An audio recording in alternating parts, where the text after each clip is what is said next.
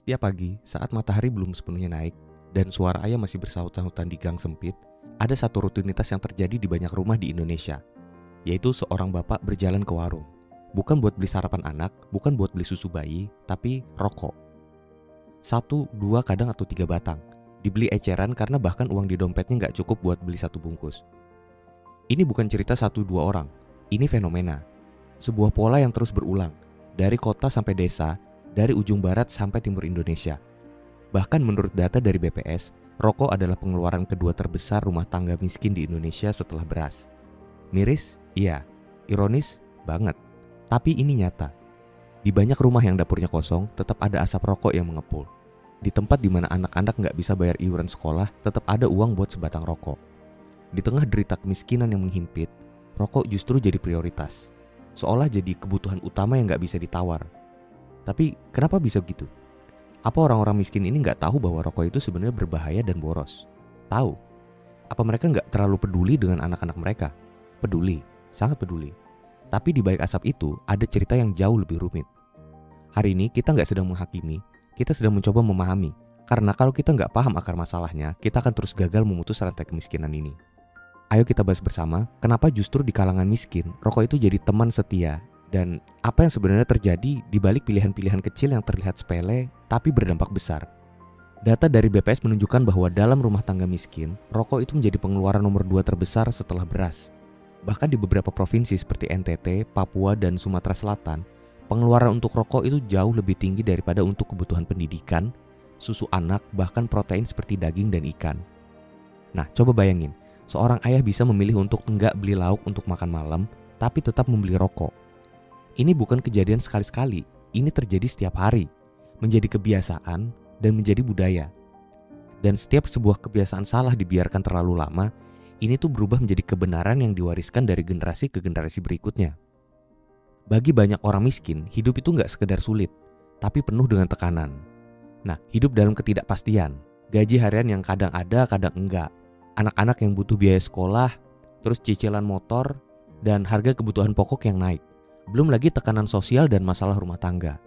Nah, dalam kondisi seperti itu, rokok bukan cuma candu nikotin. Rokok itu adalah pelarian. Rokok itu adalah bentuk kecil dari kontrol atas hidup yang terasa sempit dan sulit. Rokok itu jadi hiburan yang murah buat orang-orang yang gak bisa liburan ke Bali, gak bisa nonton bioskop, gak bisa duduk di kafe sambil nyeruput kopi, tapi masih bisa membeli satu batang rokok, menghisap dalam-dalam dan merasakan kebebasan semu selama 5 menit. Itulah yang disebut sebagai dopamin murah, kenikmatan sesaat yang menutup realita pahit. Tapi setelah itu, masalah tetap ada, bahkan makin besar. Oke, mungkin kamu bisa ngasih pembelaan, tapi satu batang rokok itu cuma 1.000, apa salahnya? Kita sering dengar pembelaan kayak gitu. Tapi coba kita hitung, 3 batang rokok per hari itu sama dengan 6.000, sebulan 180.000, setahun 2.160.000, 10 tahun lebih dari 20 juta. Kalau 2 orang dalam satu rumah merokok, bisa 2 kali lipat. Uang sebanyak itu bisa jadi modal usaha kecil, uang sekolah anak, atau bahkan tabungan darurat. Tapi karena dikeluarkan sedikit demi sedikit, kita merasa itu nggak penting. Inilah jebakan psikologis lain, yaitu ilusi pengeluaran kecil yang membunuh pelan-pelan. Ketika rokok jadi prioritas, maka ada hal lain yang dikorbankan. Dan yang sering kali dikorbankan itu sayangnya adalah asupan gizi anak. Data menunjukkan bahwa daerah dengan konsumsi rokok tinggi itu juga memiliki angka stunting yang tinggi. Anak-anak tumbuh pendek, kurang gizi, lemah, otak yang nggak berkembang optimal, dan potensi masa depan yang hilang sebelum sempat tumbuh. Dalam studi di NTT dan di Papua, ditemukan kasus anak-anak hanya makan nasi dan garam, tapi tetap ada rokok di rumah itu. Apa yang salah? Bukan orang tua yang jahat, tapi sistem dan budaya yang salah kaprah, yang gak pernah dibereskan. Industri rokok juga sangat pintar dalam memainkan emosi. Iklan-iklan mereka emang gak menjual rokok, mereka menjual identitas. Laki sejati itu ngerokok, santai itu ngerokok bareng temen, tangguh itu tetap tegar meski hidup susah. Iklan ini tuh menyasar psikologi laki-laki kelas bawah yang hidupnya penuh dengan tekanan. Rokok jadi simbol kejantanan, kemandirian, dan solidaritas.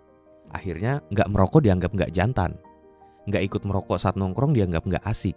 Rokok itu bukan cuma sekedar produk, tapi juga jadi norma sosial. Dan norma itu jauh lebih sulit diberantas daripada sekedar kebiasaan. Banyak juga orang tua yang baru sadar saat anaknya itu jatuh sakit, nggak lulus sekolah, atau saat dirinya divonis kanker paru-paru. Tapi saat itu terjadi, semuanya udah terlambat. Bertahun-tahun pendapatan habis buat asap yang gak meninggalkan apa-apa, kecuali penyesalan. Bahkan lebih tragis, anak-anak mereka menirunya. Karena dari kecil mereka melihat merokok itu adalah hal yang biasa yang dilakukan ayah. Dan seperti itu juga siklus kemiskinan diwariskan, diam-diam tanpa disadari. Hari ini kita nggak sedang menyalahkan orang yang miskin. Kita nggak sedang menghakimi bapak-bapak yang merokok di warung. Kita sedang membuka mata bahwa ada kebiasaan yang salah, yang diam-diam melanggengkan kemiskinan. Kita hidup di negara yang rokoknya murah, iklannya bebas, dan edukasinya minim. Jadi wajar kalau rokok itu terasa lebih biasa. Tapi kita harus sadar kalau dampaknya itu luar biasa. Kalau kamu sedang berjuang buat keluar dari kemiskinan, ingat ini, kalau setiap keputusan kecil itu punya dampak yang besar.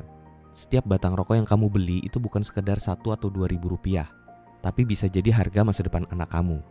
Dan kalau kamu nggak ngerokok, tapi melihat orang di dekat kamu terjebak di pola ini, jangan marah, tapi tawarkan perspektif dan tunjukkan empati. Karena perubahan butuh proses dan dukungan. Ayo kita bangun budaya baru, budaya yang sadar akan kesehatan, budaya yang menempatkan masa depan anak di atas kenikmatan sesaat, budaya yang mengerti bahwa kemiskinan itu nggak cukup dilawan dengan kerja keras, tapi juga dengan keputusan yang tepat.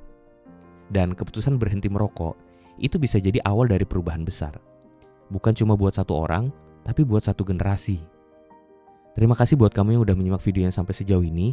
Jangan lupa bantu channel ini berkembang dengan cara subscribe dan tinggalkan komen kalau kamu mau berdiskusi. Sampai jumpa pada video lainnya.